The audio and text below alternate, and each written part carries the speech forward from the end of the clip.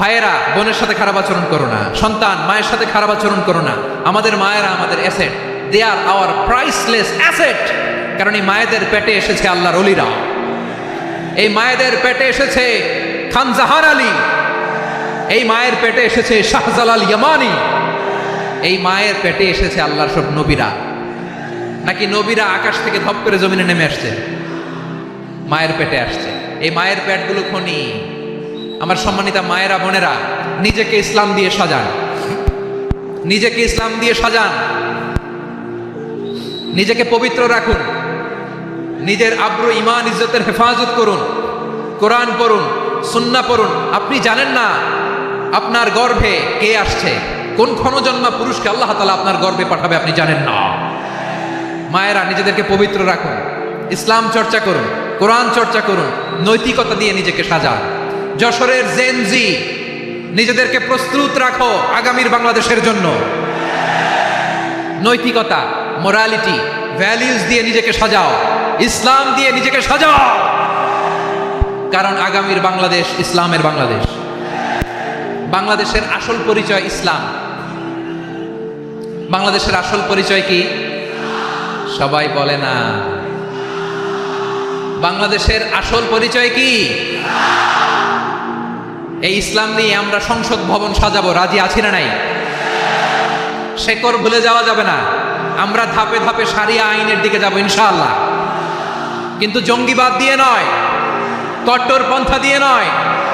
আমরা intellectually, gradually, ধাপে ধাপে শারিয়া আইনের দিকে মুভ করবো ইনশাআল্লাহ। বলো লিল্লাহি তাকবীর। এদেশের আসল পরিচয় সবাই বলে না, আওয়াজ করে, এদেশের আসল পরিচয়। এদেশে আজান শুনে সূর্য ওঠে শহর গ্রামে, এদেশে আজান শুনে সূর্য ডুবে সন্ধ্যা নামে, এদেশে সকল কাজে সবাই বলে বিসমিল্লাহ, এদেশে ভালো কিছু দেখে শুনে হাসি মুখে সবাই বলে মাশা আল্লাহ, সুবহানাল্লাহ সুবহানাল্লাহ সুবহানাল্লাহ সুবহানাল্লাহ সুবহানাল্লাহ সুবহানাল্লাহ সুবহানাল্লাহ সুবহানাল্লাহ। ও নবীন তরুণ, তোমার কিসের এত ভয়? জেনে রেখো বাংলাদেশের আসল পরিচয়। বাংলাদেশের আসল পরিচয় ইসলাম। আওয়াজ তুলে বলো, আসল পরিচয় কি? এদেশে পরস্পরে দেখা হলে দেয় সালাম, এদেশে আমজনতার হৃদয় জুড়ে পাক্কালাম, ঠিকই না? এদেশে বিপদ এলে সর্বজনে সর্বক্ষণে দোয়া পড়ে ইন্না লিল্লাহ সুবহানাল্লাহ সুবহানাল্লাহ সুবহানাল্লাহ সুবহানাল্লাহ। এদেশে আজান শুনে সূর্য ওঠে শহর গ্রামে, এদেশে আজান শুনে সূর্য ডুবে সন্ধ্যা নামে, এদেশে সকল কাজে সবাই বলে বিসমিল্লাহ, এদেশে ভালো কিছু দেখে শুনে হাসি মুখে সবাই বলে মাশা আল্লাহ সুবহানাল্লাহ। আওয়াজ করে সুবহানাল্লাহ সুবহানাল্লাহ সুবহানাল্লাহ সুবহানাল্লাহ। সবাই একসাথে সুবহানাল্লাহ সুবহানাল্লাহ সুবহানাল্লাহ সুবহানাল্লাহ। এদেশের আসল পরিচয় কি? আওয়াজ করে বলতে ভয় লাগে। এদেশের আসল পরিচয় কি? ইসলাম দিয়ে আমাদের সংসদ ভবন চলুক, আমরা চাই কি চাই না? বঙ্গভবনে লা ইলাহা ইল্লাল্লাহর পতাকা উড়ুক, আমরা চাই কি চাই না? প্রতিটি জেলা অফিসে, ডিসি অফিসে লা ইলাহার পতাকা ঝুলুক, আমরা চাই কি চাই না? কারা কারা চাই হাত তুলে আল্লাহরে দেখায়।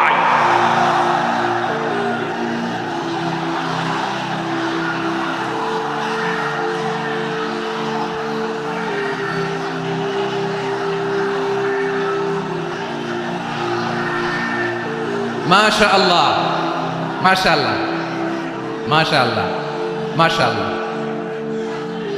যশোর, আওয়াজ করে বলো, ভালো মানুষ না খারাপ মানুষ? বুঝে বলছে তো? মানুষ ভালো হলে যে কত ভালো।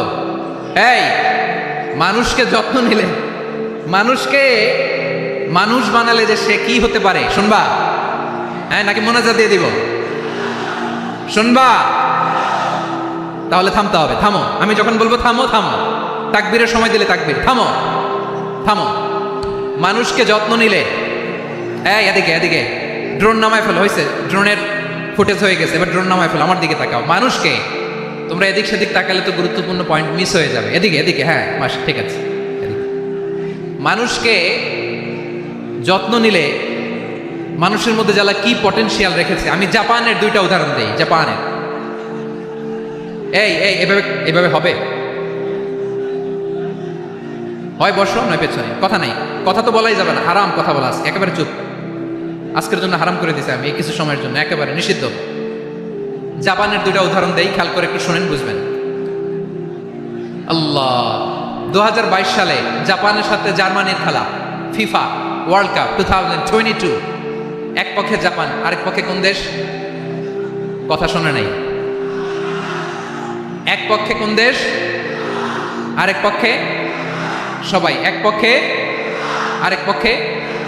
ওই খেলায় জিতেছিল জাপান, জিতেছিল 22 সালের এই ফিফা ওয়ার্ল্ড কাপে জাপান ফুটবল খেলায় জিতে।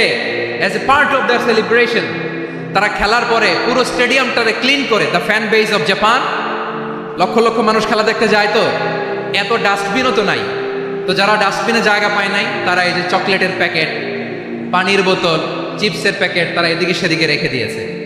জাপানের ভক্তরা, জাপানের ফলোয়াররা as a part of their celebration তারা খেলার পরে পুরো স্টেডিয়ামের সব ময়লা আবর্জনা ক্লিন করে তারপরে বিদায় নিয়েছে। তাদেরকে কি ক্লিন করার দায়িত্ব দেওয়া হয়েছিল? এই যশোর, জাপানের যে ছেলেরা খেলা দেখতে গেছিল ওদেরকে কি ক্লিন করার দায়িত্ব দিছিল? তারা কি স্টেডিয়ামের পরিচ্ছন্নতা কর্মী? তাদের আকল, তাদের সিক্স সেন্স তাদেরকে বলেছে। ছোটবেলা থেকে জাপান গভর্নমেন্ট ওদেরকে এত পরিচ্ছন্নতা শেখায়, ক্লিনলিনেস অ্যাওয়ারনেস ক্যাম্পেইন করায়। ক্লাসে আমি দেখেছি, ক্লাসে নিজের বেঞ্চ নিজে মুছে, ক্লাসের মাঝখানে একটা সময় দেয়, নিজের টেবিল নিজে মুছে, নিজের ক্লাসরুমটা নিজে পরিষ্কার করে, রাস্তাঘাটে একটা ধুলা নাই, ময়লা নাই, একটা টিস্যু নাই। খেলার পরে গোটা বিশ্বকে তাক লাগিয়ে দিয়েছে। জাপানের ফ্যানরা সবার রেখে যাওয়া গার্বেজ, টিস্যু, বোতল পরিষ্কার করে তারপরে স্টেডিয়াম থেকে বিদায় নিয়েছে। আমরা কেন এমন হইতে পারলাম না? আমরা কেন এমন হইতে পারলাম না? জাপানের যারা এগুলো করছে ওদের 3টা করে চোখ না, চোখ তো 3টা, জাপানো লাগো, জাপানো লাগো, হাত তো 4টা, কান তো 6টা। হ্যাঁ, নাকি আমার মতো 2 হাত 2 কানওয়ালা মানুষ? চোখে দেখলে ওটা মানুষ না। চিন্তা করছেন? তার মানে জাপানিজদেরকে যে গ্রুমিং করে শেখানোর মাধ্যমে পরিচ্ছন্ন বানানো গেছে, ওরা যেমনি মানুষ আমরাও মানুষ, আমাদের সন্তানদেরকে শেখালে তারাও পারবে, পারবে কিনা? 2 নম্বর উদাহরণ বলি। চট্টগ্রাম ফেনীতে যারা গিয়েছেন, মেঘনা গুমতি ব্রিজ প্রকল্প নাম শুনছেন? মেঘনা একটা ব্রিজ পার হওয়া লাগে, এই মেঘনা গুমতি, এখানে 3টা ব্রিজ কাশপুর সহ, এই 3টা ব্রিজের নির্মাণ কাজ, রেনোভেশনের কাজ দেওয়া হয়েছিল জাপানের একটা কোম্পানিকে। কাকে? জাপানের কোম্পানির নির্মাণ শেষে 738 কোটি টাকা বেঁচে গেছিল, এটা গভর্নমেন্টের হাতে দিয়ে তারা বিদায় নিয়েছে। কত টাকা? 738 কোটি টাকা। যত প্রাক্কলিত ব্যয় নির্ধারণ করা হয়েছে সব টাকা সরকার, তৎকালীন সরকার, 2019-এর সরকার, কারা ছিল তো জানেন?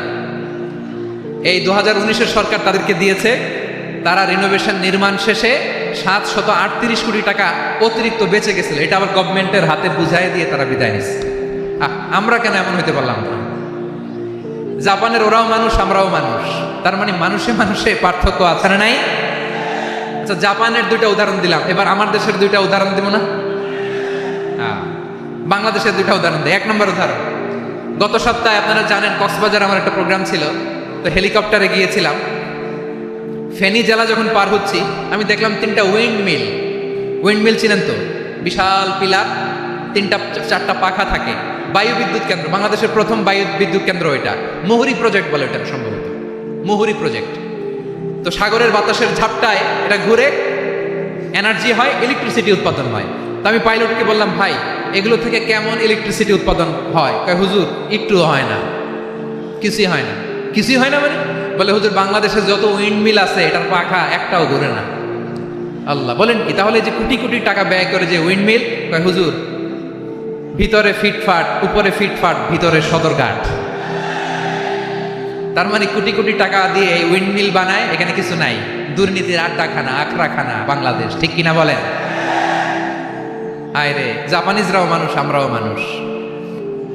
আমার এক নিকটাত্মীয় সরকারি চাকরিজীবী, উনি আমাকে বললেন, বাংলাদেশের আরেকটা উদাহরণ দেখি।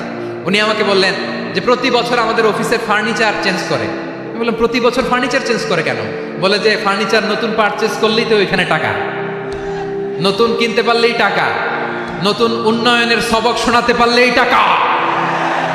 প্রথম আলোর রিপোর্ট, কি আলো?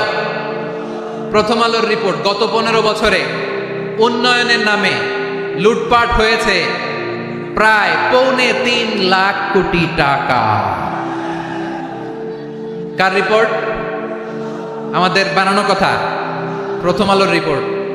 গত 15 বছরে কারা ছিল জানেন তো?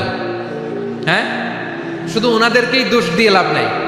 স্বাধীনতার পর থেকে শুধু শাসকের হাত বদল হয়েছে, আমরা কিছু পাই নাই, ঠিক কিনা বলেন? শুধু ওনাদের দোষ দিয়ে কি লাভ? একদল খাইছে, আরেক দল খাওয়ার জন্য রেডি হয়ে আছে। আমরা এরকম চাই না। আমরা চাই স্বাধীন সার্বভৌম বাংলাদেশ। আমরা চাই দুর্নীতিমুক্ত বাংলাদেশ। আমি নিউজটাতে কতবার পড়লাম, এটা কি সম্ভব? 3.25 লাখ কোটি টাকা লুটপাট, মানে লুটপাট করতে করতে এদেশের জনগণকে ফুটপাতে বসাই দিচ্ছে। প্রিয় ভাইয়েরা, তাহলে জাপানের মানুষও মানুষ, আমরাও মানুষ। সিদ্ধান্ত আপনার, কোন মানুষ হবেন, ভালো মানুষ না খারাপ মানুষ? আজকের আলোচনার বিষয় হচ্ছে মানব সম্পদের উন্নয়ন, human resource development. It's a process to increase the capacity of knowledge, skill, capacity of the people of a country. একটা দেশের মানুষের জ্ঞান, তাদের দক্ষতা কি করে বাড়ানো যায়, বাড়িয়ে দেশের উন্নয়ন করানো যায়, এটাই হচ্ছে মানব সম্পদ উন্নয়নের মূল কথা। তাহলে মানব সম্পদ হচ্ছে একটা দেশের সবচাইতে শক্তিশালী পুঁজি। প্রাকৃতিক সম্পদ, খনিজ সম্পদের চেয়েও দামি হচ্ছে মানব সম্পদ। আমার প্রিয় যশোর, প্রাকৃতিক সম্পদ, খনিজ সম্পদের চেয়ে দামি সম্পদ কি সম্পদ? আল্লাহ তাআলা দয়া করে আমাদেরকে এই মানব সম্পদ দিয়েছেন। আসুন আমাদের এই মানুষগুলোকে আমরা সোনার মানুষ বানাই। রাজি আছেন তো সবাই? রাজি আছেন? মানুষ পারে না এমন কোনো কিছু নাই, চাইলে সব পারে। এজন্য মানুষকে তারবিয়া দিতে হবে, যথাযথভাবে তাদেরকে গড়তে হবে। আসুন আমরা সিরাতের আয়নায় বিশ্বনবীর জীবনী থেকে দেখি তিনি কিভাবে হিউম্যান রিসোর্সকে ম্যানেজ করতেন। যদি আপনাদের সময় হয়, দু একটা উদাহরণ দিয়ে আজকে আমি আমার আলোচনার বিদায় নিব। হবে? সময় হবে কয়েক মিনিট? হ্যাঁ, শান্ত থাকবেন তো? শান্ত থাকবা? হ্যাঁ, ঠিক আছে। এই ধাক্কার মধ্যে ঢুকছে, এবার মজা বুঝতেছো তো? হ্যাঁ, মানা করছিলাম না? ঠিক আছে, টের পাও। হ্যাঁ, ঠিক আছে। যে আওয়াজ করবে আমি ওকে দেখতেছি, কে কে আওয়াজ করে দেখতেছি। শেষ কথা, শেষের দিকে চলে আসছি। বিষ্ণু ইসলাম কিভাবে হিউম্যান রিসোর্সকে ম্যানেজ করতেন, মজার কথা আছে কয়েকটা, বলে বিদায় নিব।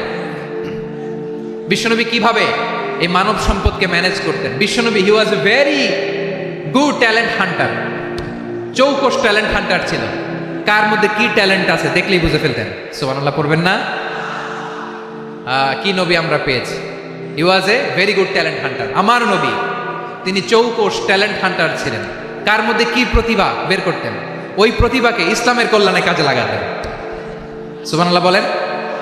যাকে যেই জায়গায় সেট করলে ভালো হবে তাকে ওই জায়গায় সেট করতেন। কয়েকজন সাহাবীর জীবনী শোনাই। আবু মাহজুরা রাদিয়াল্লাহু তাআলা আনহু, মক্কার মুয়াজ্জিন, আগে ছিল মুশরিক, পরে হয়েছেন মুমিন। উনি কিভাবে মুমিন হইলেন এই ঘটনাটা একটু আপনাদের শোনাতে চাই। তা আপনাদের তো সময় নাই হাতে। হ্যাঁ, সময় আছে? এই জেনজি শেষ করে দিল আজকের প্রোগ্রামটা।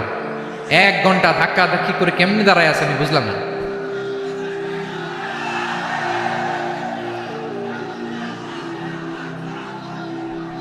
না না, তাকবির না, চুপ করতে হবে। What I need you stop, just shut up, চুপ। হ্যাঁ, ঠিক আছে, এভাবে। আবু মাহজুরা রাদিয়াল্লাহু তাআলা আনহু কিভাবে মুসলিম হলেন আওয়াজ করে শুনেন। হুনাইনের যুদ্ধ, 8ম হিজরি। বিষ্ণু ইসলাম হুনাইনের যুদ্ধ শেষে ফিরতেছেন, পথিমধ্যে বেলাল রাদিয়াল্লাহু তাআলা আনহু, এই যে আবার কথা, আই রে আল্লাহ রে, এখানে ধাক্কা ধাক্কি কেন? চলে যাও, পেছনে যাও, পেছনে যাও। কি আজীব তামাশা! যেখানে যাই এখানে ধাক্কা ধাক্কি, মারামারি, গায়ের উপরে, কাঁধের উপরে, শাউটিং। অনেক গুরুত্বপূর্ণ কথা পয়েন্ট করে নিয়ে আসি যে বলবো, এই শাউট করার কারণে প্রোগ্রামটাই নষ্ট করে দেয়। আসছে আমার ভালোবাসা দেখাইতে, প্রোগ্রামটাই শেষ করে দিয়ে চলে যায়। স্টপ, আবার কথা বল, স্টপ। হুনাইনের যুদ্ধে, অষ্টম হিজরি। কত হিজরি? সবাই বলেন না একটু, কত হিজরি? অষ্টম হিজরিতে হুনাইনের যুদ্ধে রাসূল সাল্লাল্লাহু আলাইহি ওয়াসাল্লাম ফিরে আসতেছেন মদিনায়। পথিমধ্যে বেলাল রাদিয়াল্লাহু তাআলা আনহু আজান দিচ্ছেন। কি দিচ্ছেন? তো পাশে ছিল মুশরিকদের একটা পল্লী, কিছু মুশরিক তরুণ, কিছু অমুসলিম কিশোর, তারা আজানকে ব্যঙ্গ করতেছে। আমাদের বাংলায় মুখ ভেঙ্গানো বলে আর কি। বেলাল রাদিয়াল্লাহু তাআলা আনহু আজান দিচ্ছেন, ওই বাচ্চাগুলো মুশরিক, তো ওরা আজানকে ব্যঙ্গ করতেছে, বিকৃতি করে ওরাও আজান দিচ্ছে। উদ্দেশ্য হচ্ছে আজানকে নিয়ে ঠাট্টা করা। উদ্দেশ্য কি? ঠাট্টা করা। ব্যাপারটা মনে কষ্ট পাওয়ার মতো ব্যাপার না? কিন্তু বিশ্বনবী ওইখানে দেখেন কি খুঁজলেন। বিশ্বনবী খেয়াল করলেন অমুসলিম কিশোরদের মধ্য থেকে একটা কিশোরের গলাটা বড় দরাজ গলা, কণ্ঠটা বড় সুন্দর। খেয়াল করে দেখলেন যে কিছু কিশোর বেলালের আজানকে ব্যঙ্গ করে, বিকৃতি করে, কিন্তু একজনের কণ্ঠ দেখতে পাচ্ছেন না এত দূরে, কিন্তু কণ্ঠটা বড় সুন্দর, দরাজ গলা। বিশ্বনবী সাহাবীদেরকে বললেন, ধরো, এগুলারে ধরো। সবগুলারে ধরে বিশ্বনবী সামনে আনা হলো। ওরা হাঁটু গেড়ে বসলো। বিশ্বনবী বললেন, তোমাদের মধ্যে কে যেন ব্যঙ্গ করে আজান দিচ্ছিল, তার গলাটা বড় উঁচু, গলার বেসটা বড় মজবুত, মেলোডিয়াস, সুমধুর কণ্ঠ। কে?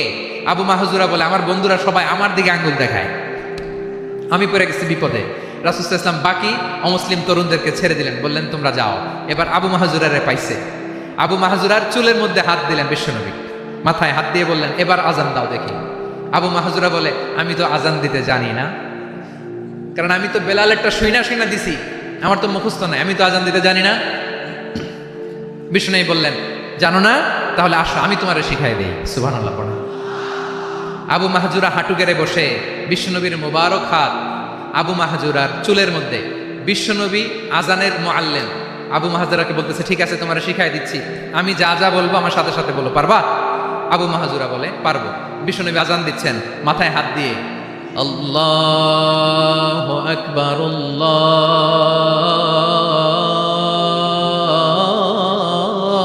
আল্লাহু আকবার।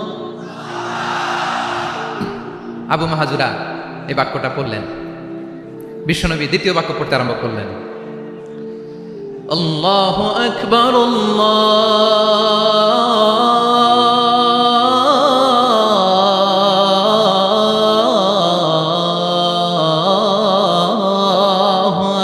আকবার। আবু মাহজুরা এই বাক্যটা বললেন। বিশ্বনবী আবু মাহজুরার মাথার মধ্যে হাত দিয়ে তৃতীয় বাক্য বললেন, أشهد أن لا إله إلا الله।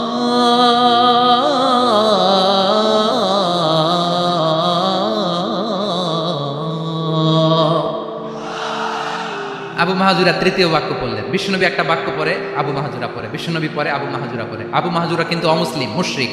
আবু মাহজুরা বলে, এক একটা বাক্য পড়ি আমার কলিজাটা গলে ঠান্ডা হয়ে যায়। এতদিন মোহাম্মদকে গালি দিতাম, এখন মোহাম্মদ আমার মাথায় যখন হাত রাখছে আমার সারা শরীর ঠান্ডা হয়ে গেছে। বিশ্বনবী আজান শিখাচ্ছেন, একটা একটা বাক্য পড়ে আবু মাহজুরাও পড়ে, বিশ্বনবী পড়ে, আবু মাহজুরাও পড়ে। পুরো বাক্যগুলো যখন শেষ, আজান শেষ, আবু মাহজুরাও যখন পুরো আজান পড়লেন, আবু মাহজুরা বললেন, এতদিন মোহাম্মদের চেহারা দেখলে আমার ঘৃণা লাগতো, আজ থেকে মোহাম্মদের চেহারার চেয়ে প্রিয় চেহারা আমার কাছে নাই। আবু মাহজুরা বললেন, ও মুহাম্মদ, আজানের বাক্য তো আপনি আমারে শেখালেন, এখানেই শেষ করবেন না, আপনি আমারে পড়ায় দেন, লা ইলাহা ইল্লাল্লাহু মুহাম্মাদুর রাসূলুল্লাহ সাল্লাল্লাহু আলাইহি ওয়াসাল্লাম। বিশ্বনবীর সাথে দাঁড়িয়ে উনি শাহাদা পড়ে মুসলমান হয়ে গেলেন।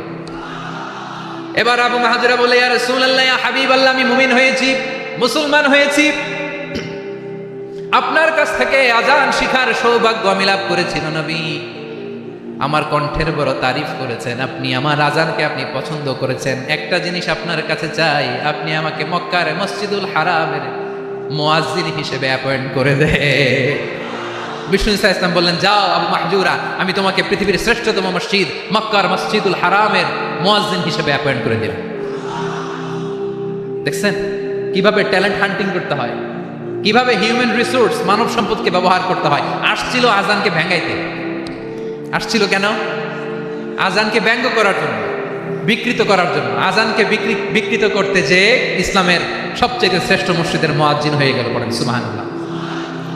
হযরত আবু মাহজুরা রাদিয়াল্লাহু তাআলা আনহু ওনার এই সুললিত কণ্ঠ ব্যবহার করে মসজিদুল হারামে এত সুন্দর করে আল্লাহু আকবার বলে আযান দিতেন, মানুষগুলোর, মুসল্লিগুলোর, মক্কাবাসীর হৃদয়কে তিনি বিগলিত করে দিতেন, মানুষের হৃদয়কে ঠান্ডা হয়ে যেত। শুধু এখানেই শেষ না আমার যশোরের ভাইয়েরা, বিশ্বনবী যখন সাইয়েদনা আবু মাহজুরা রাদিয়াল্লাহু তাআলা আনহুকে আযান শেখাচ্ছিলেন, বলেন তো বিশ্বনবীর হাতটা কোথায় ছিল? আবু মাহজুরার মাথার সামনে, এই চুলের উপরে ছিল। আবু মাহজুরা ওই স্মৃতিটাকে ধারণ করবার জন্য, ওই স্মৃতিকে বহন করার জন্য বিশ্বনবীর মোবারক হাত আবু মাহজুরার কপালের চুলের যেই জায়গায় লেগেছে, মৃত্যুর আগের দিন পর্যন্ত আবু মাহজুরা মাথার ওই চুলে কোনোদিন ছুরি আর কামার লাগায় নাই, সেখানে কেচি লাগায় নাই, চুলের মধ্যে খুর লাগায় নাই। আবু মাহজুরা ডান দিকের চুল কাটতো, বাম দিকের চুল কাটতো, পেছনের চুল কাটতো, সামনের চুল কাটতো না।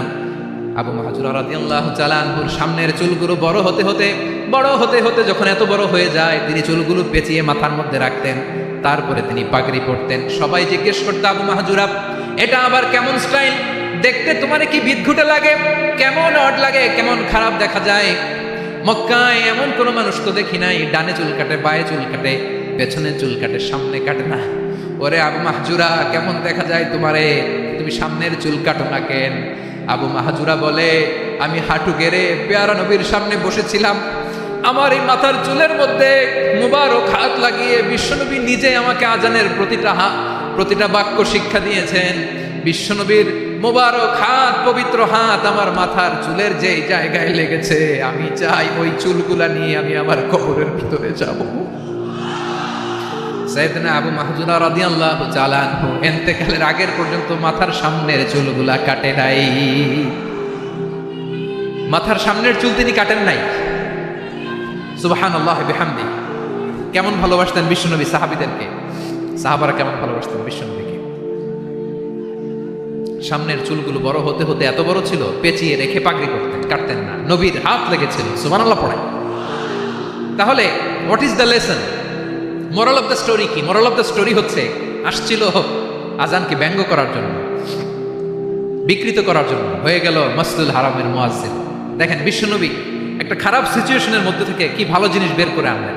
আমি যে শুরুতে বলেছি কিভাবে তিনি হিউম্যান রিসোর্সকে ডেভেলপ করেছেন, ম্যানেজ করেছেন। তিনি যে চৌকস ট্যালেন্ট হান্টার ছিল, দেখেন সবার মধ্যে থেকে এর বাছাই করে মুয়াজ্জিন বানাই দিয়েছেন। সুবহানাল্লাহ পড়েন। তার মানে এই না সবাইরে ধরে ধরে উনি মুয়াজ্জিন বানাইছেন। যার যেই ট্যালেন্ট আছে তাকে ওই কাজে অ্যাসাইন করেছেন, যার যেই প্রতিভা আছে তার প্রতিভাকে ইসলামের কাজে লাগিয়েছেন। সুবহানাল্লাহ পড়েন। যায়েদ বিন সাবিত রাদিয়াল্লাহু তাআলা আনহু নাম শুনেছেন? যশোর কথা বের হয় না। যদি জায়গায় সালমান খানের নাম শুনছেন, সবাই হাত তুলবে, জি হুজুর শুনছি, মানে সব দেখা শেষ। সালমান খান, আমির খান, অমুক খান, সব খান মুখস্থ, কিন্তু যায়েদ বিন সাবিতের নাম মুখস্থ নাই মুসলমানদের। যেই সাহাবী মাথার সামনের চুল কাটে নাই, মসজিদুল হারামের মুয়াজ্জিন বানাইছেন বিশ্বনবী, সাহাবীর নাম কি? খায়া ফেলেস, স্লোগানের সাথে খায়া ফেলেস। আবু মাহজুরা। কি নাম? আবু মাহজুরা আল জুমাহি রাদিয়াল্লাহু তাআলা আনহু। এই নামটা আজকে নিয়ে যাইতে হবে যশোর। আবু মাহজুরা রাদিয়াল্লাহু তাআলা আনহু। দুই নম্বরে বলছিলাম যায়েদ বিন সাবিত রাদিয়াল্লাহু তাআলা আনহু। বিশ্বনবী দেখলেন মদিনার এই আনসারী সাহাবী হাইলি ট্যালেন্টেড, ইন্টেলেকচুয়াল, মেরিটোরিয়াস, জ্ঞানের প্রতি তার আকর্ষণ, মারাত্মক আকর্ষণ। বিশ্বনবী তাকে দায়িত্ব দিলেন, কোরআন যা নাজিল হয় তুমি লিখো, কাতিবুল ওয়াহি বানায় দিলেন। সুবহানাল্লাহ। যায়েদ বিন সাবিতরে আবার আজান শেখান নাই, কারণ তার মধ্যে বিশ্বনবী প্রতিভা দেখেছেন, একাডেমিক প্রতিভা। বিশ্বনবীর একাডেমিক প্রজেক্টগুলো তিনি হ্যান্ডেল করতেন।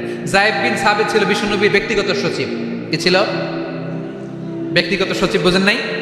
বিশ্বনবীর ব্যক্তিগত সচিব এবং দোভাষী। ইহুদিরা কিছু লিখে দিলে এটার অর্থ বিশ্বনবীরে বুঝায় দিতেন, আবার ইহুদিদের কাছে কিছু লিখতে হলে তিনি লিখে দিতেন। বিশ্বনবী একদিন বললেন, ইন্নী ওয়াল্লাহি মা আমানু ইয়াহুদা আলা কিতাব। ইহুদিরা যে চিঠি পাঠায় অর্থ তো বুঝি না, আরেক ইহুদি আইনে অর্থ করা লাগে। আবার ইহুদিদের কাছে কিছু লিখে পাঠাইতে চাইলে আমরা তো লিখতে পারি না, ইহুদিরে দিয়ে লেখা লাগে। ওরা যে পয়রা শোনায় লিখে দেয়, আমি ওদের বিশ্বাস করি না। আমার নিজের একজন লোক দরকার। বিশ্বনবী এই যায়েদ বিন সাবিতকে চুজ করলেন ল্যাঙ্গুয়েজের জন্য। উনি বললেন, যায়েদ তোমার সফট স্কিলকে ডেভেলপ করতে হবে, তুমি হিব্রু ল্যাঙ্গুয়েজ শিখে ফেলো। যায়েদ বিন সাহাবিত বলল, বিশ্বনবীর মোটিভেশন আর ইন্সপিরেশন পেয়ে আমি 15 দিনে ইহুদিদের এই হিব্রু ল্যাঙ্গুয়েজ শিখে ফেললাম। শুধু শিখে ফেললাম না, হাত্তা হাদিয়াতু, even I became master in the language. এই ভাষা আমি পারদর্শী হয়ে গেলাম। এরপরে ইহুদিরা চিঠি লিখে পাঠালে আর কোনো ইহুদি ডাকা লাগতো না, আমি নবীর এটার অর্থ শুনে পরে বুঝাই দিতাম। আবার ইহুদিদের কাছে চিঠি লেখা লাগলে আমি যায়েদ বিন সাহাবে চিঠি লিখে দিতাম। সুবহানাল্লাহ। দেখেন, এত সাহাবীর মধ্যে থেকে বিশ্বনবীর একাডেমিক প্রজেক্ট, ব্যক্তিগত সচিব, দোভাষী হিসেবে তিনি যায়েদ বিন সাহাবেদের মতো তরুণকে নির্বাচিত করেছেন। কেমন ট্যালেন্ট হান্টার ছিল আমার নবী, সুবহানাল্লাহ পড়বেন না? বিশ্বনবীর ইন্তেকালের পরে সাইয়েদনা আবু বকর রাদিয়াল্লাহু তাআলা আনহু যখন খলিফা হয়ে আসলেন, কোরআনকে সংকলনের দায়িত্ব দেয়া লাগবে, কোন সাহাবীকে দিবেন? সব সাহাবারা মিলে পরামর্শ করলেন। সাইয়েদনা আবু বকর, উমর সবাই মিলে বিশাল কোরআন সংকলনের গুরু দায়িত্ব বিশ্বনবীর ব্যক্তিগত সচিব, বিশ্বনবীর দোভাষী, বিশ্বনবীর সিলেক্ট করাই লোক যায়েদ ইবনে সাবিত রাদিয়াল্লাহু তাআলা আনহুকে দিয়েছে। কোরআনের কপি তো আজকে এখানে রাখে নাই। এই যে আজকের যে কোরআন পড়েন, এটা আগে এরকম ছিল না। কোরআন নাজিল হলে সাহাবারা চামড়ার, ওটের চামড়ায় লিখে ফেলতো, ওটের চ্যাপ্টা হাড্ডির মধ্যে লিখে ফেলতো, গাছের গুড়ির মধ্যে লিখে ফেলতো, বিভিন্ন জনের কাছে ছড়ানো ছিটানো ছিল। আবু বকর রাদিয়াল্লাহু তাআলা আনহু একসাথে করলেন, পরবর্তীতে উসমান রাদিয়াল্লাহু তাআলা আনহু একসাথে করলেন। 114 সূরার এখন এই মুসহাফ, এই কম্পাইলেশন, এই কপি আমরা পেয়েছি, যার হিউজ কন্ট্রিবিউশন ছিল। এই পুরো কোরআন কম্পাইলেশনের প্রজেক্ট ম্যানেজার ছিল যায়েদ বিন সাবিত রাদিয়াল্লাহু তাআলা। কোরআন কম্পাইলেশনের প্রজেক্ট ম্যানেজার, দেখেন উনারে মাথায় হাত দিয়ে আজান শিখায় নাই, সুবহানাল্লাহ কইবেন না? তাহলে প্রথম সাহাবী আবু মাহজুরাকে মুয়াজ্জিন বানাইলেন, যায়েদ বিন সাবিতকে ব্যক্তিগত সচিব আর দোভাষী বানালেন, মুসআব ইবনে উমাইর রাদিয়াল্লাহু তাআলা আনহুকে ইসলামের প্রথম অ্যাম্বাসেডর বানালেন। তাহলে তৃতীয় নম্বর একজন সাহাবীর নাম বলছি, মুসআব ইবনে উমাইর। মুসআব কি নাম? নামটা কেমন লাগে? এই কয়েকজনের ভাল লাগে, বাকিদের ভাল লাগে না? ভাল লাগে? এই এই আর কয়েকটা মিনিট দেওয়া যাবে না আমাকে আল্লাহর রাস্তে? হ্যাঁ ঠিক আছে, আমি তোমাদেরকে ভালোবাসা দেখাবো, দোয়া করবো যদি চুপ থাকো, একেবারে চুপ, কষ্ট সহ্য করো। বাকিরা যা সওয়াব পাবে তোমরা ডবল পাবো, যেহেতু কষ্ট বেশি, কিন্তু চুপ। 3 নম্বর সাহাবীর নাম মুসআব। এই ধাক্কাধাক্কি কেন? ধাক্কাধাক্কি কেন রে ভাই? না না না, এরকম হইলে আসবো না যশোর, আমি আর আসবো না। হয় পিছনে চলে যাও, নাহলে চুপ, ধাক্কাধাক্কি নাই। 3 নম্বর সাহাবীর নাম মুসআব। কি নাম? He was the first ambassador in Islam. ইসলামের প্রথম ডিপ্লোমাট, প্রথম কূটনৈতিক, ইসলামের প্রথম কূটনৈতিক, ইসলামের প্রথম ডিপ্লোমাট, প্রথম অ্যাম্বাসেডর মুসআব ইবনে উমাইর। মক্কার তরুণ যুবক, উনি পারফিউম লাগাইলে মানুষ দেখলেই বুঝতো এটা মুসআব লাগাইছে। এমন ড্যাশিং ফেসের ছিল, এমন স্মার্ট ড্যাশিং ফেস, এমন পার্সোনালিটির মানুষ ছিল মুসআব রাদিয়াল্লাহু তাআলা। কারণ যিনি ইসলামের স্পোকম্যান হবেন, মুখপাত্র হবেন, তার স্মার্ট হওয়ার দরকার আছে না নাই? আকাবার প্রথম শপথ যখন হলো, তাদের সাথে বিষ্ণু ইসা ইসলাম মদিনাতে একজন মুখপাত্র পাঠালেন, ডিপ্লোমাটকে পাঠালেন, অ্যাম্বাসেডর অফ ইসলাম, তিনি হচ্ছেন মুসআব ইবনে উমাইর। পড়েন সুবহানাল্লাহ।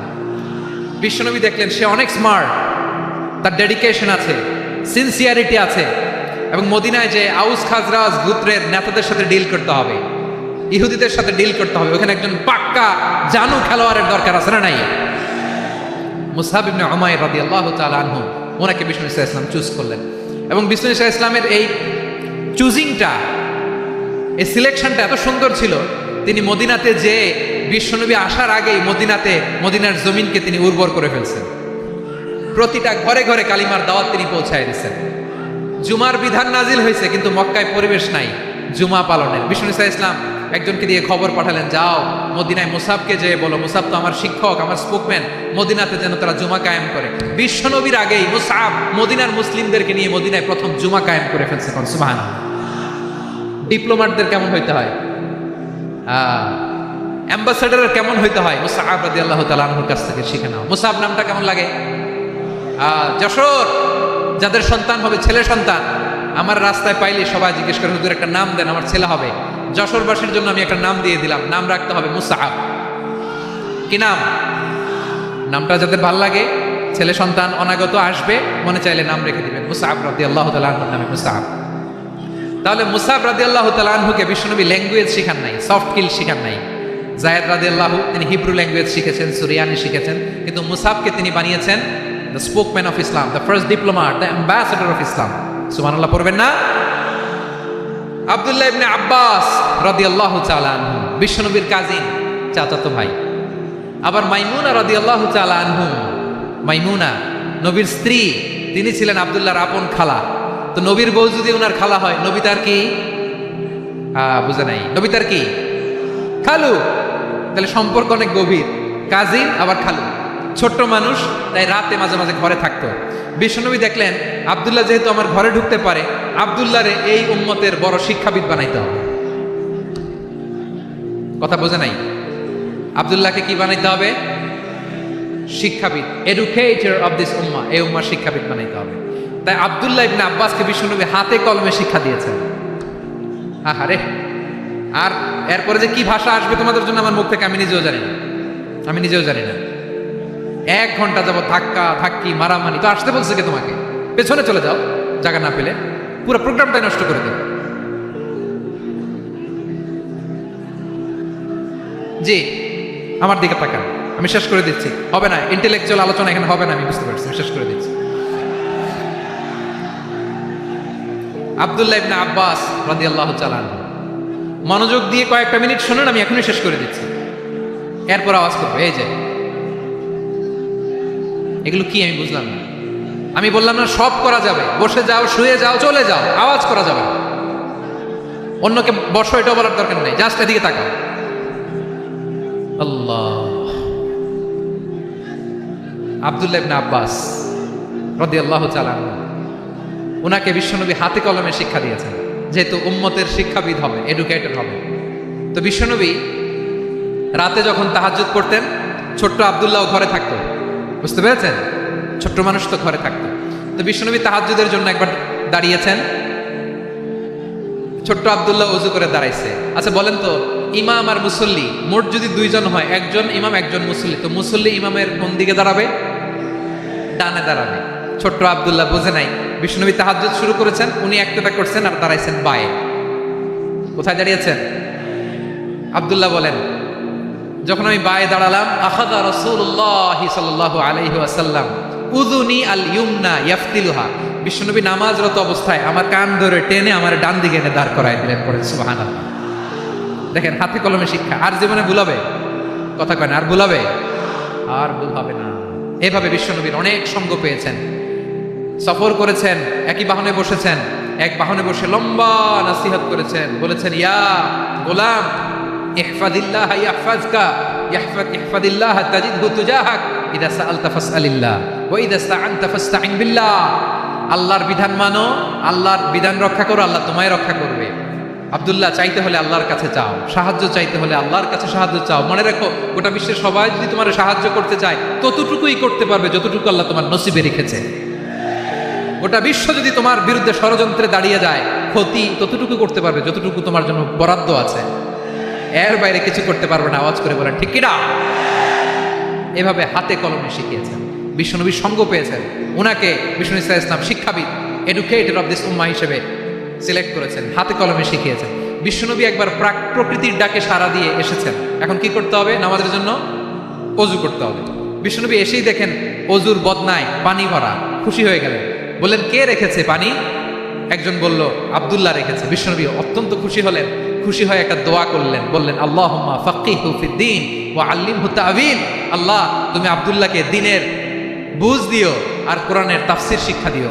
বিশ্বনবীর এই দোয়া এমন লাগছে, উনি রাইসুল মুফাসসিরিন, এই পৃথিবীতে যত মুফাসসির ছিল, যত মুফাসসির আসবে, সকল মুফাসসিরের সম্রাট হিসেবে স্বীকৃত হয়েছেন আব্দুল্লাহ ইবনে আব্বাস। বিশ্বনবী ওনারে আজান শিখান নাই, বিশ্বনবী ওনারে ল্যাঙ্গুয়েজ শিখান নাই, বিশ্বনবী ওনারে অ্যাম্বাসেডর বানান নাই, হাতে কলমে শিক্ষা দিয়েছেন।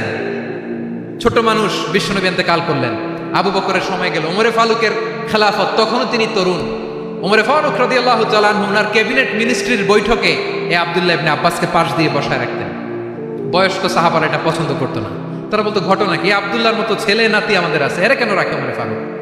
ওমরে ফারুক এটা টের পেলেন, তিনি বুঝতে পারলেন যে ক্যাবিনেট মেম্বাররা এটা পছন্দ করে না, ছোট্ট আব্দুল্লাহরে কেন রাখি, কেন যে রাখি এটা একদিন বুঝাবো। একদিন মিটিংয়ে তিনি সবাইকে বললেন, ইদা জাআ নাসরুল্লাহি ওয়াল ফাত। এই আয়াত দ্বারা উদ্দেশ্য কি বলেন তো মুরব্বী সাহাবীরা? এক সাহাবী বলেন, এই সূরা দ্বারা উদ্দেশ্য আল্লাহ বলেছেন আমাদেরকে বিভিন্ন ল্যান্ড, বিভিন্ন এলাকা বিজয় করতে হবে। ওমর ফারুক বললেন, না, হয়নি। আরেকজন বললেন, বিজয় হওয়ার পর আমাদের বেশি বেশি আল্লাহর বরত্বের ঘোষণা দিতে হবে, এটা উদ্দেশ্য। ওমর ফারুক বললেন, না, হয় নাই। যারা জিজ্ঞেস করেন কেউ পারে না।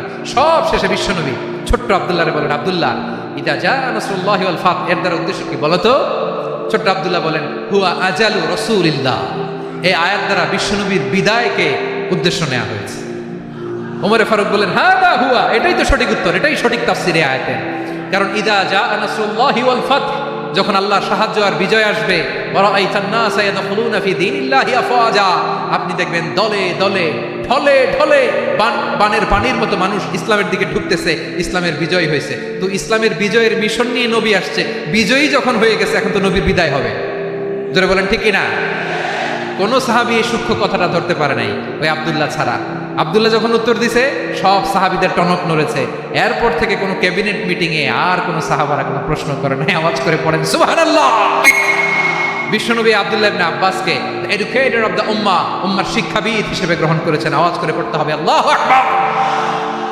সাহাবীদের নামগুলো মনে থাকবে? এক নম্বরে আবু মাহজুরা, মুয়াজ্জিন বানাইছেন। যায়েদ ইবনে সাবিত, দোভাষী, ট্রান্সলেটর অফ প্রফেট, এবং তিনি ছিলেন বিশ্বনবীর ব্যক্তিগত সচিব। Musab ibn Umair, the first ambassador and diplomat of Islam. Abdullah ibn Abbas, এই উম্মার সবচেয়ে বড় এডুকেটর, শিক্ষাবিদ। আরেকজন ছিল আব্দুল্লাহ ইবনে মাসউদ রাদিয়াল্লাহু তাআলা। দুই আব্দুল্লাহ, আব্বাস গেল, আরেকজন হচ্ছে মাসউদ। মক্কার তরুণ, ছাগল পালতো মুশরিকের।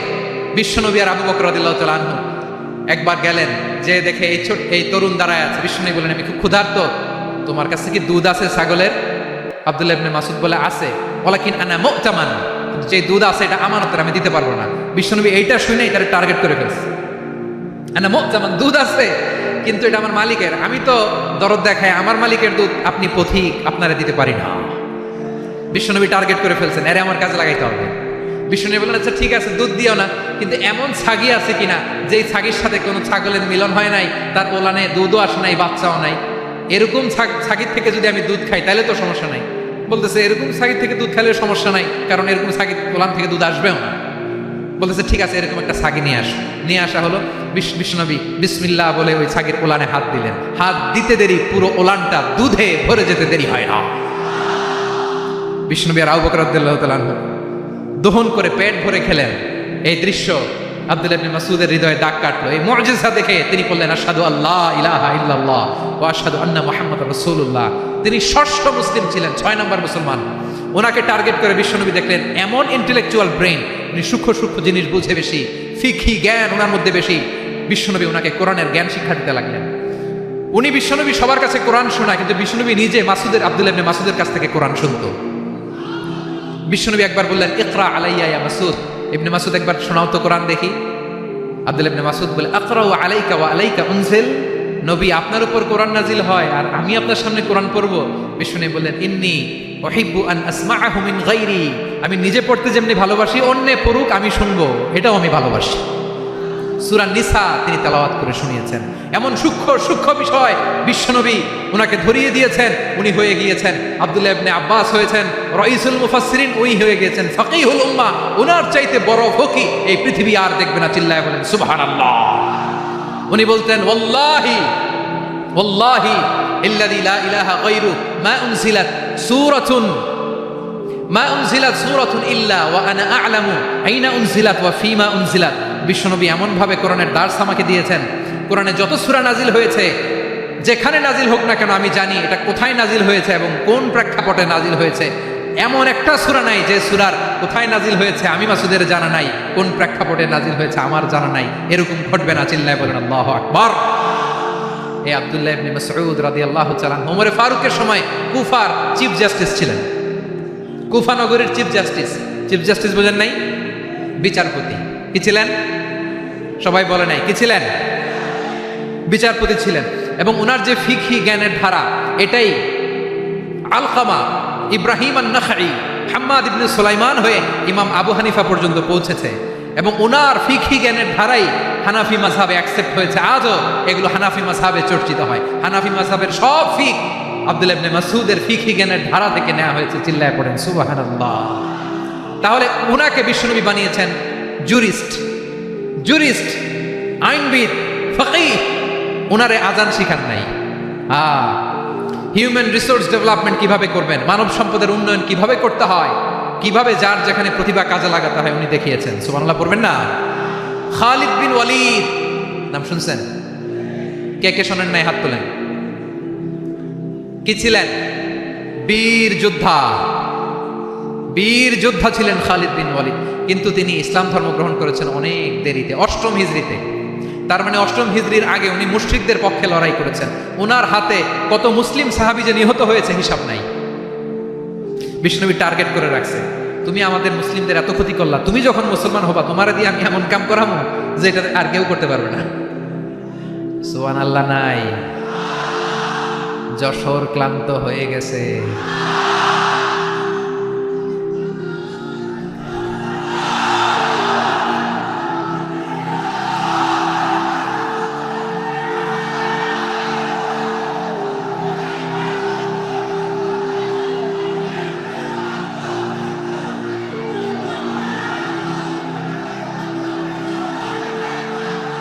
মাশাআল্লাহ, বসুন। খালিদ বিন ওয়ালিদ রাদিয়াল্লাহু তাআলা 8ম হিজরিতে মুসলিম হয়েছেন, মক্কা বিজয়ের আগে। তো মক্কা বিজয়ের আগে যখন মুসলিম হয়েছেন, এর আগে কি করছেন? কাফিরদের সাথে যুদ্ধ করেছেন। উনি উহুদের যুদ্ধে মুসলমানদের যে পরাজয় ভাব, কঠিন পরিস্থিতির মুখোমুখি ওনার কারণে পেছন থেকে এমন আতর্কিত আক্রমণ করেছেন, মুসলমানদেরকে কচুকাটা করেছেন। 8ম হিজরিতে আল্লাহ তাআলা হেদায়েতের নূর দিয়ে ওনার হৃদয়টাকে উজালা করে দিলেন। লা ইলাহা এটা এমন বাণী যার হৃদয়ে একবার টাচ খাবে, এইটা থেকে সে আর পালিয়ে বেড়াতে পারে। ঝিনুকের ভেতর লুকিয়ে থাকে যেমন মতি, ঝিনুকের ভেতর লুকিয়ে থাকে যেমন মতি, কলমা শাহাদাতে আছে আল্লাহর জ্যোতি, কলমা শাহাদাতে আছে আল্লাহর জ্যোতি। ঠিক কিনা বলেন? মক্কা বিজয়ের আগে মুসলিম হলেন, হওয়ার পরে বিশ্বনবীর টার্গেট ফুলফিল হলো। ওই যে টার্গেট করে রেখেছেন আর দোয়া করেছেন, খালিদ বিন ওয়ালিদ যদি মুসলিম হয় তাকে আমি মিলিটারি চিফ বানাবো। ওনাকে আজান শিখান নাই, ওনারে কান ধইরা নামাজের এই মাথা থেকে ওই মাথা আনান নাই, ফিকহি কোরআনের সূক্ষ্ম তাফসীর ওনারে শিখান নাই, অ্যাম্বাসেডর বানান নাই। বিষ্ণু ইসলাম ওনাকে সামরিক অভিযানে প্রেরণ করেছেন। সামরিক অভিযানে তিনি প্রেরণ করেছেন। ওনার জীবদ্দশায় ওনার নেতৃত্বে যতগুলো যুদ্ধ হয়েছে, একটা যুদ্ধেও তিনি পরাজয় বরণ করেন না। ওমরে ফারুকের সময়কালে তিনি চিফ অফ মুসলিম মিলিটারি, মানে মুসলিম সেনাপতি হয়েছেন। যশোর আওয়াজ করো, ঠিক কিনা বলো? সেনাপতি, মুসলিম সেনাপতি। তাহলে কিভাবে হিউম্যান রিসোর্স ব্যবহার করতে হয় গোটা বিশ্ব আমার নবীর কাছ থেকে শিখে নাও।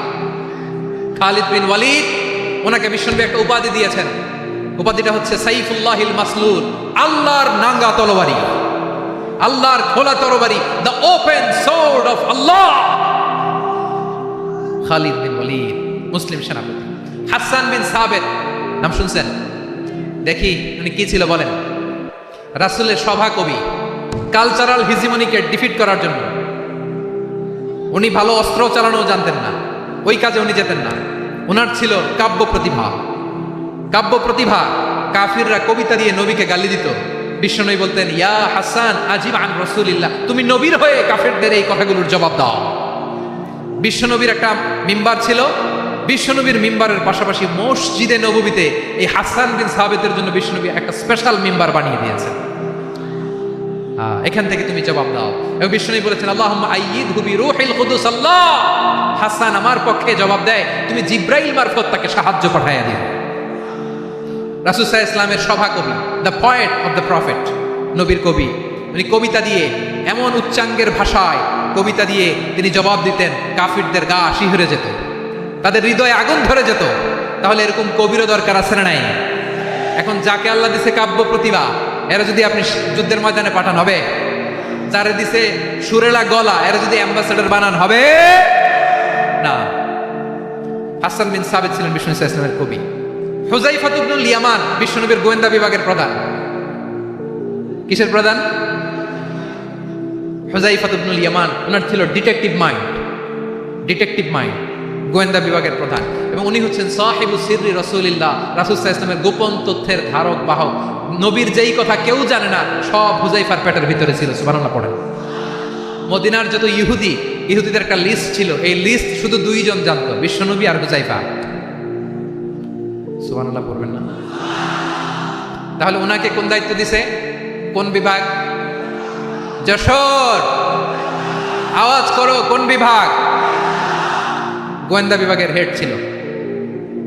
খন্দকের যুদ্ধে প্রচন্ড আজকের মতো শৈত্য প্রবাহ, মাটি খনন করতে করতে সাহাবীদের পেটে ক্ষুধা নাই, দাঁড়াইতেই পারে না নামাজের জন্য, এত ক্লান্ত, ক্ষুধা, ক্লান্ত, শ্রান্ত। বিশ্বনবী বললেন, কে আছো? এই কঠিন শীত, এই ভয় আর ক্ষুধার মধ্যেও খন্দকের পরীক্ষার টপকে শত্রু শিবিরে যে আমাকে তথ্য দিবা, কে আছো? কারো গায়ে শক্তিই নাই যে দাঁড়াবে, কেউ দাঁড়ায় না। বিশ্বনবী তখন নিজে হুযায়ফাকে ডাক দিলেন, হুযায়ফা, যে আমাকে আজকে শত্রু শিবিরের তথ্য এনে দিবে সে জান্নাতে আমার মরাফাকা, আমার সঙ্গী হবে। হুযায়ফা রাদিয়াল্লাহু ইবনুল ইয়ামান জীবনের ঝুঁকি নিয়ে এই ক্ষুধা, শৈত্য প্রবাহ, কোল্ড ওয়েভসকে উপেক্ষা করে পরীক্ষা টপকে শত্রু শিবিরে যে সবার কথাগুলো চুপে চুপে শুনে বিশ্বনবীর দরবারে এসে গোয়েন্দাদের মতো তথ্য সরবরাহ করেছে। বিশ্বনবীর গোয়েন্দা বিভাগের প্রধান হুযায়ফা ইবনুল ইয়ামান ইন্টেলিজেন্স বিভাগ চালাতেন। মুনাফিকদের নাম ওনার কাছে ছিল। মুআয ইবনে জাবাল মদিনা রাষ্ট্রের সবচেয়ে সিনিয়র আমলা ছিলেন। আমলাতন্ত্র চিনেন তো? প্রশাসনিক কাজ যারা চালায়, অ্যাডমিনিস্ট্রেশন বুঝেন না?